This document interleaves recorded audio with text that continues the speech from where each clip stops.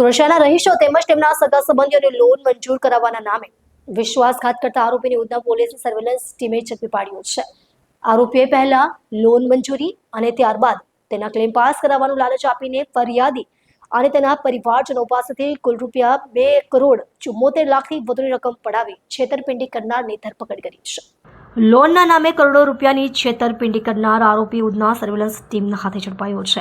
આરોપીએ પહેલા લોન મંજૂરી અને ત્યારબાદ તેના ક્લેમ્સ પાસ કરાવવાનું લાલચ આપીને ફરિયાદી અને તેમના પરિવારજનો પાસેથી કુલ ₹2,74,00,000થી વધુની રકમ પડાવી છેતરપિંડી કરનારની ધરપકડ કરી છે. આરોપીએ સુનિયોજિત ષડયંત્ર રચી એકથી વધુ લોકો સાથે ભરોસો જીતી વિશ્વાસઘાત કર્યો હતો. તેને લોન આપતી સંસ્થાઓ સાથે સંપર્ક હોવાનું નાટક કરી લોકો પાસેથી મસમોટી રકમ વસૂલ કરી હતી. આરોપી પોલીસથી બચવા સતત નાસ્તો ફરતો હતો.